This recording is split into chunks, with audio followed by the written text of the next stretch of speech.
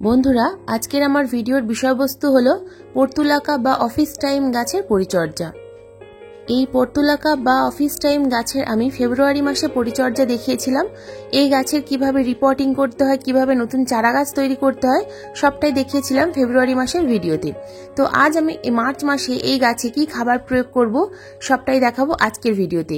যদি তোমাদের গাছে কোনো রকম কোনো গ্রোথ না আসে, নতুন কোনো ডাল না আসে, তো কি খাবার প্রয়োগ করতে হবে, কি এমন জৈব তরল খাবার যে খাবার প্রয়োগ করলে এই গাছ নতুন নতুন শাখায় ভরে যাবে এবং এই মার্চ মাস থেকেই তোমাদের গাছে প্রচুর পরিমাণে ফুল ফুটবে।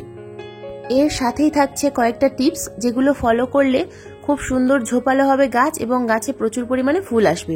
যদি তোমাদের গাছে এখনো পর্যন্ত কোনো রকম কোনো গ্রোথ না আসে অথবা যদি রিপোর্টিং না করা হয়, তাহলে কিভাবে রিপোর্টিং করতে হবে আর রিপোর্টিং না করে কিভাবে এই গাছের আমরা পরিচর্যা করতে পারবো সবটাই দেখাবো আজকের ভিডিওতে। তাই সম্পূর্ণ ভিডিওটা দেখতে থাকো বন্ধুরা, একটু স্কিপ করো না, স্কিপ করলে কিন্তু অনেক কিছুই মিস হয়ে যাবে। নমস্কার, আমি লাবণী, আমার বাগানে তোমাদের সবাইকে জানাই স্বাগত। বন্ধুরা, অফিস টাইম বা পর্তুলাকা দুটোই কিন্তু সাকুলেন্ট প্রজাতির গাছ। দুটো গাছই গ্রীষ্মকাল এবং বর্ষাকালে প্রচুর পরিমাণে ফুল দেয়, শুধুমাত্র শীতকালে এই গাছ ডরমেন্সিতে থাকে। তাই দুটো গাছের পরিচর্যা কিন্তু একদম একই রকম। বন্ধুরা, যদি তোমরা এই পর্তুলাকা বা অফিস টাইম গাছ এখনো পর্যন্ত না রিপোর্ট করে থাকো, তাহলে এখনো সময় রয়েছে রিপোর্ট করার, তবে ফুল পেতে অনেকটাই দেরি হয়ে যাবে। তাই রিপোর্ট না করে কিভাবে আমরা এই গাছের পরিচর্যা করতে পারবো সেটা প্রথমেই দেখিয়ে দিই বন্ধুরা। প্রথমেই দেখো, যদি তোমাদের গাছের মধ্যে প্রচুর পরিমাণে ঘাস জন্মে থাকে, সেই ঘাসগুলোকে কিন্তু গোড়া থেকে সম্পূর্ণ তুলে ফেলতে হবে। তো এই ঘাসগুলোকে তুলে ফেলার পর আমাদেরকে গাছে কিন্তু যে কোনো ধরনের কম্পোস্ট প্রয়োগ করতে হবে। আমি কিভাবে এই গাছের রিপোর্টিং করেছিলাম তার ভিডিও আমি ডেসক্রিপশন বক্সে লিংক দিয়ে দেবো, তোমরা চাইলে দেখে নিতে পারো। তো বন্ধুরা, এবার আসি দ্বিতীয় যে টিপস অথবা কাজ, সেটা হলো এই গাছের যে ডালগুলো নতুন গ্রোথ হয়েছে এবং বেরিয়ে আসছে টবের বাইরে, তো এই গাছের ডালগুলোকে হালকা করে পিঞ্চিং করতে হবে। যতবার আমরা পিঞ্চিং করব ঠিক ততবারই কিন্তু নতুন নতুন শাখা এই গাছ ভরে যাবে।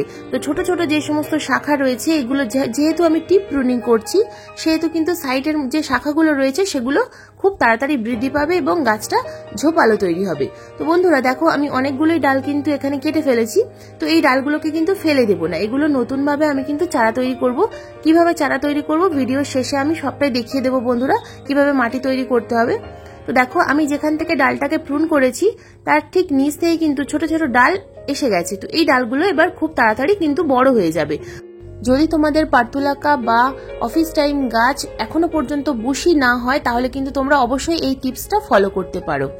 আমার বাগানে যতগুলো গাছ রয়েছে আমি সবগুলো গাছেরই কিন্তু এইভাবে টিপ প্রুনিং করে দেবো, দেওয়ার ফলে কিন্তু গাছটা ঝোপালো হয়ে যাবে।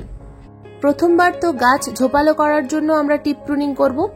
দ্বিতীয়বার আমরা কখন প্রুনিং করব? দ্বিতীয়বার আমরা প্রুনিং করব যখন এই সমস্ত অফিস টাইম বা পর্তুলাকা গাছে ফুল ফুটে যাবে, ফুল শুকিয়ে ঝরে যাওয়ার পর আমরা কিন্তু সেই ডগার ডালটাকে কেটে দেব। যদি আমরা শুকনো ফুল অবস্থায় এভাবে রেখে দিই তাহলে কিন্তু নতুন গ্রোথ আসতে চাইবে না। তাই ফুল শুকিয়ে যাওয়ার পর কিন্তু দেখো আমি যেখান থেকে দেখাচ্ছি এরকম জায়গা থেকে তোমরা কিন্তু কেটে দেবে, দিলে তবেই কিন্তু গাছটা খুব তাড়াতাড়ি ঝোপালো তৈরি হবে। এরপর কি কাজ করতে হবে বলি বন্ধুরা, এরপর আমাদেরকে গাছে কিন্তু যে কোনো ধরনের কম্পোস্ট ব্যবহার করতে হবে। এই গাছ যেহেতু খুব ঝোপালো একটা গাছ, তাই পরে কিন্তু আমরা কম্পোস্ট ব্যবহার করতে পারবো না। তাই কম্পোস্ট প্রয়োগ করার জন্য এটাই হলো আদর্শ সময়। আমরা প্রথমবার মাটি তৈরি করার সময় কম্পোস্ট দিয়েছিলাম, তারপর কিন্তু আর কোনো রকম কোনো কম্পোস্ট ইউজ করা হয়নি। তো আমি এখানে যেটা দিচ্ছি 1 বছরের পুরনো গোবর সার, 3-4 মুঠো গোবর সার আমি কিন্তু ওপর থেকে ছড়িয়ে দিলাম।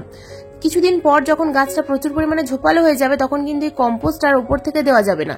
তখন কি করতে হবে, তখন এই গোবর সার জলের মধ্যে ভিজিয়ে রেখে সেই জলটা প্রয়োগ করতে হবে, অথবা ঘুঁটে ভেজানো জল আমরা প্রয়োগ করতে পারি। অথবা তোমাদের কাছে যদি ভার্মি কম্পোস্ট থাকে, সেই ভার্মি কম্পোস্ট জলে ভিজিয়ে রেখে সেই জলটা প্রয়োগ করতে পারো। এই ভার্মি কম্পোস্ট অথবা গোবর সার অথবা ঘুঁটে ভেজানো জল প্রয়োগ করলে কিন্তু 4-5 দিনের মধ্যেই দেখবে তোমরা গাছে কিন্তু নতুন গ্রোথ স্টার্ট হয়ে যাবে এবং গাছটা খুব তাড়াতাড়ি ঝোপালো হয়ে যাবে। কারণ এই গোবর সার বা ভার্মি কম্পোস্টের মধ্যে রয়েছে প্রচুর পরিমাণে নাইট্রোজেন। তো দেখো, আমি কিন্তু এই 9 o'clock বা অফিস টাইম গাছেও কিন্তু একই পদ্ধতিতে গোবর সার প্রয়োগ করছি। এই যে পর্তুলাকা গাছের থেকেও কিন্তু আগে এই অফিস টাইম গাছে কুঁড়ি চলে এসছে এবং ফুলও ফুটছে। তো তোমরা কিন্তু এই একই পদ্ধতিতে তোমাদের বাগানে যদি এই দুটো গাছ থেকে থাকে তাহলে তোমরা অবশ্যই এই খাবারটা কিন্তু প্রয়োগ করো। এই খাবারটা প্রয়োগ করলে কিন্তু খুব তাড়াতাড়ি রেজাল্ট তোমরা দেখতে পাবে। এবার বলি বন্ধুরা, এই গাছকে তোমরা কোথায় রাখবে। এটা কিন্তু যেহেতু গরম জলবায়ুর গাছ, তাই এটা কিন্তু ফুল সানলাইটে রাখতে হবে। যদি ফুল সানলাইটের মধ্যে না রাখো তাহলে কিন্তু এই গাছে ফুল কম আসবে। এটা সকালে ফুল ফোটে এবং বিকেলের মধ্যে কিন্তু ফুলটা ঝিমিয়ে যায়। তাই অবশ্যই চেষ্টা করবে যেখানে সকালের রোদ্দুর খুব ভালোভাবে পায় সেখানে এই গাছটাকে রাখা। সারাদিন রোদে থাকলেও কোনো অসুবিধা নেই। তবে তোমরা যদি ব্যালকনির মধ্যে করতে চাও তাহলে কিন্তু তোমরা অবশ্যই এমন একটা জায়গা নির্বাচন করবে যেখানে 2 থেকে 3 ঘন্টা সূর্যের আলো পায়। এবার বলবো বন্ধুরা, কি খাবার এই গাছে আমরা প্রয়োগ করব। এত কিছু দেওয়ার পরেও যখন গাছে ফুল না আসে তখন জানতে হবে যে গাছের মধ্যে পটাশের ঘাটতি রয়েছে।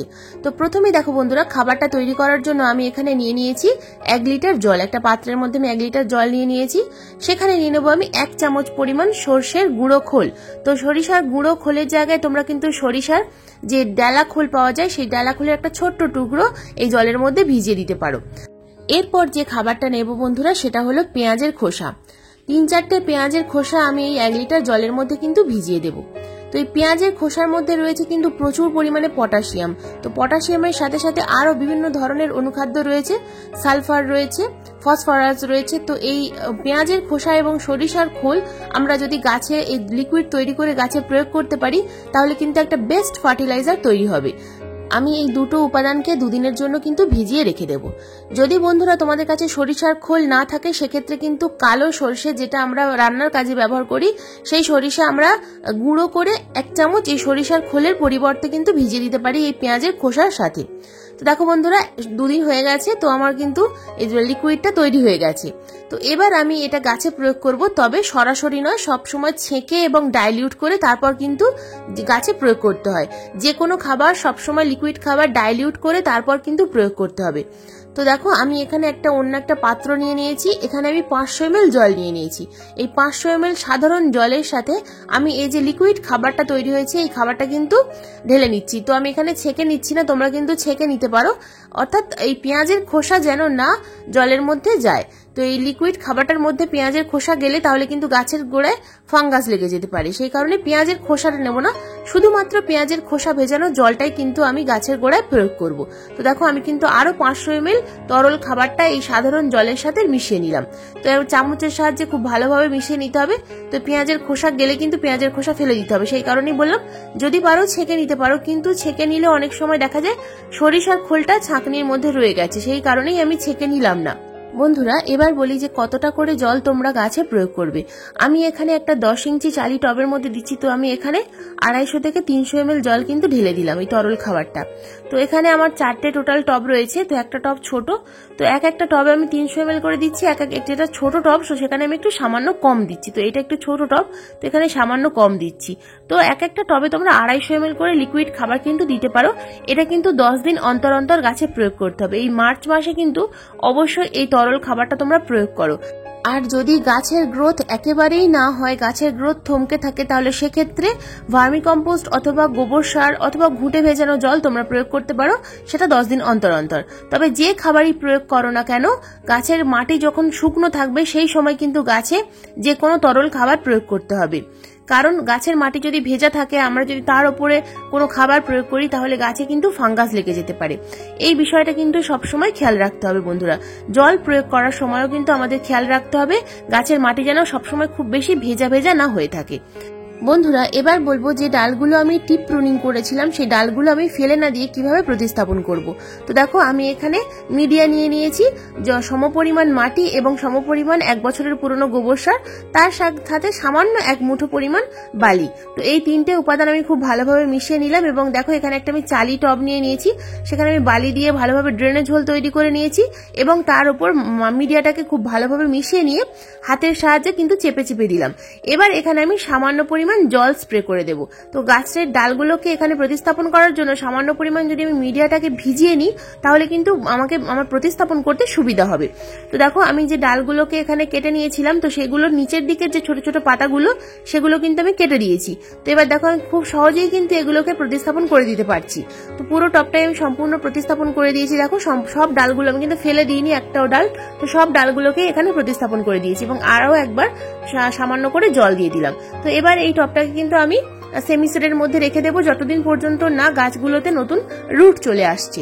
তো এইভাবে যদি তোমরা ডাল ফেলে না দিয়ে নতুন নতুন চারা গাছ প্রতিস্থাপন করো তাহলে কিন্তু খুব সহজেই প্রচুর পরিমাণে তোমাদের বাগানে অফিস টাইম অথবা পর্তুলাকা গাছে ভরে যাবে এবং প্রচুর পরিমাণে ফুল ফুটবে। বন্ধুরা, এই গাছে খুব বেশি পোকামাকড়ের অ্যাটাক হয় না, তবে মাঝে মধ্যে এই গাছে কিন্তু ফাঙ্গাস প্রবলেম হয়। অতিরিক্ত পরিমাণ বৃষ্টি হলে অথবা খুব বেশি জল প্রয়োগ করলে এই গাছগুলো কিন্তু সাদা বা হলুদ হয়ে যায়। তাই জল কিন্তু একটু বুঝে বুঝে প্রয়োগ করবে আর গাছগুলোকে ফুল সানলাইটের মধ্যে রাখবে, তাহলে দেখবে এই গাছগুলোকে নিয়ে আর কোনো রকম কোনো সমস্যা হচ্ছে না। আর যদি পারো মাঝে মধ্যে একটু হলুদ গোলা জল অথবা ফাঙ্গিসাইড যে কোনো কিছু একটু স্প্রে করে দেবে, তাহলে এই গাছগুলোতে প্রচুর পরিমাণে যেমন ফুল আসবে তেমন ঝোপালো হবে এবং গ্রীষ্ম এবং বর্ষাকালে প্রচুর পরিমাণে তোমরা ফুল পাবে। তো বন্ধুরা, এই ছিল আজকের আমার পর্তুলাকা বা অফিস টাইম গাছের ভিডিও।